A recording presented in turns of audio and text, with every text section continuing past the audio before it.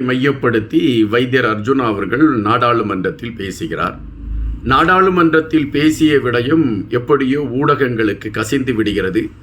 ஊடகங்களுக்கு கசிந்து விட்ட காரணத்தினால் இது வைத்தியர் அர்ஜுனாவினால் தான் இந்த ஊடகங்களுக்கு இந்த விடயங்கள் சென்று விட்டது என்பதை மையப்படுத்தி புலனாய்வுத்துறை வைத்தியர் அர்ஜுனா அவர்களை விசாரிக்க வேண்டும் என்ற களத்தை எடுத்து வைத்தது. அதன் அடிப்படையில் வைத்தியர் அர்ஜுனா அவர்கள் புலனாய்வுத்துறை தலைவரை போய் சந்தித்து விசாரணைக்கு ஒத்துழைப்பு கொடுத்துவிட்டு வெளியே வந்தார்.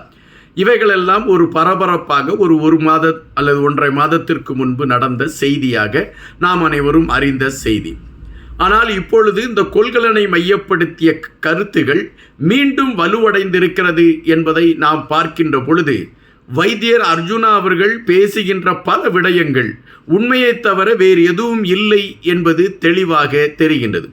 கொள்கலன்களில் போதைப் பொருட்களை உட்படுத்தி கொண்டு பயணிக்கக்கூடிய ஒரு களத்தை இலங்கை ஆட்சியாளர்கள் எடுத்திருக்கிறார்கள் என்கின்ற குற்றச்சாட்டுகள் பரவலாக பேசப்பட்டன. அதாவது போதைப் பொருட்களை உற்பத்தி செய்யக்கூடிய கலன்களை கொண்டதாக அந்த கொள்கலன்களில் இருந்தது என்பதுதான் குற்றச்சாட்டு. ஆனால் வைத்தியர் அர்ஜுனா அவர்கள் நாடாளுமன்றத்தில் வைத்த விடயம் என்னவென்றால், இயக்கத்தை சார்ந்தவர்களுடைய பொருள்கள் அதில் இருந்தது. அதையும் இந்த அரசை சார்ந்தவர்கள் ஏதோ ஒரு காரணத்தோடு அதை உள்ளே கொண்டு வந்து விட்டார்கள்.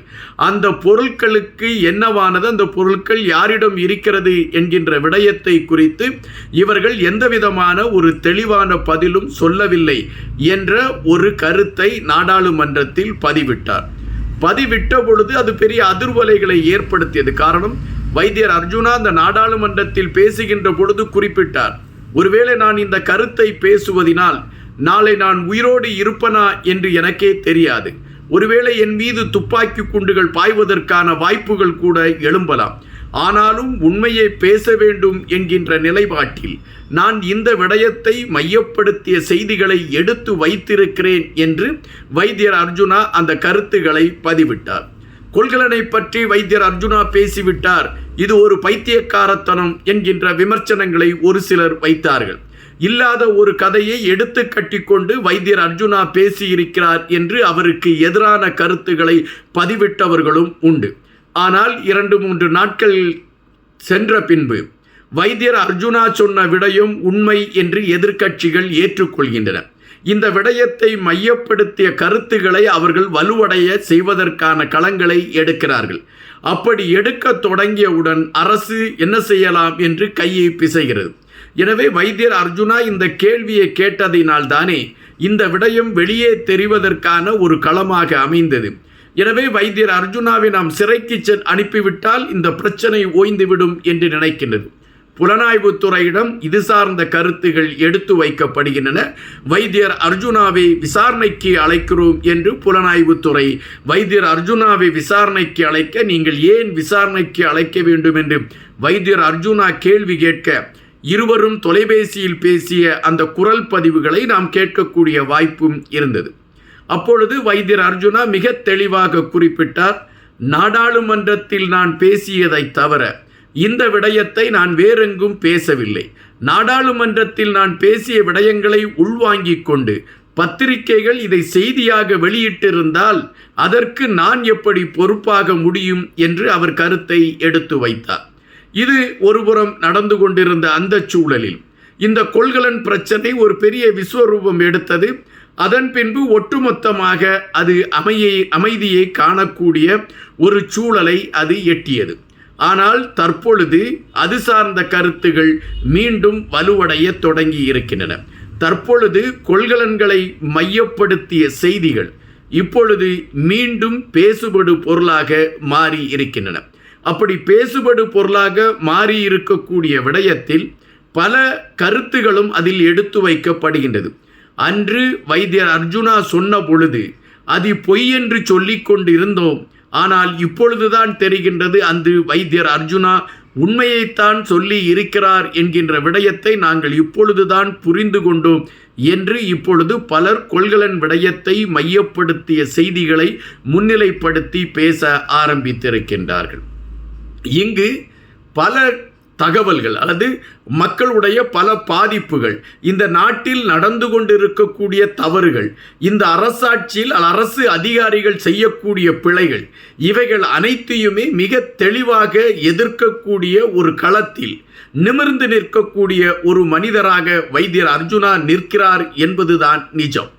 ஆனால் அவர் முதலில் அந்த கருத்துக்களை எடுத்து வைக்கக்கூடிய அந்த சூழலில் பெரும் எதிர்ப்புகளை சந்திக்கக்கூடிய ஒரு களம்தான் உருவாகிறது. பொய்யை சொல்கிறார் அல்லது மனநலம் பாதிக்கப்பட்டவர் போல் பேசுகிறார், இது பேசக்கூடிய வார்த்தையா என்கின்ற பல கருத்துக்களை கொண்டு வந்து அவர் மீது திணித்து அவர் சொன்னதையே பொய் போல சித்தரித்து விடுகிறார்கள்.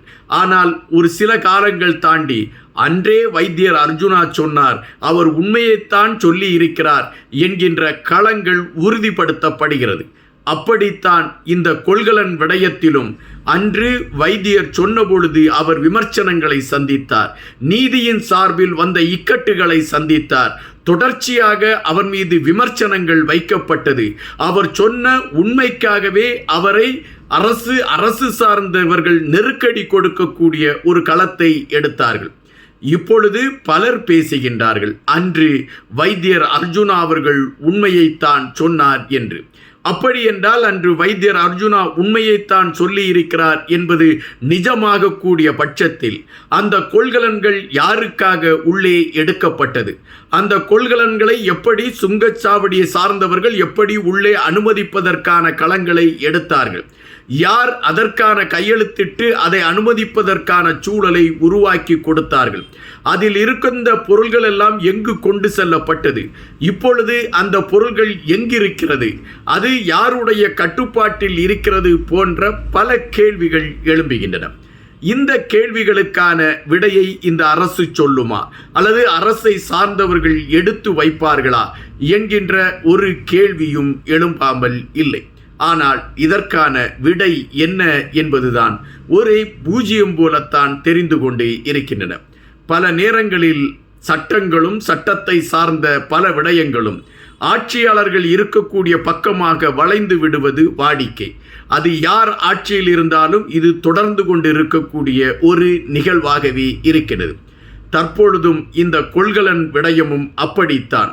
சட்டமும் அது சார்ந்த சம்பிரதாயங்களும் ஆண்டு கொண்டு இருக்கக்கூடியவர்களை பார்த்து வளைந்து விடுகின்ற காரணத்தினால் உண்மையை சொன்னவர்கள் கேலியாக பார்க்கப்படுவதும் உண்மையை எடுத்து வைத்தவர்களுடைய குரல்களை நெரிப்பதற்கான களங்களை எடுப்பதும் தொடர்ச்சியாக நடந்து கொண்டு இருக்கிறது என்பதுதான் நிஜம்.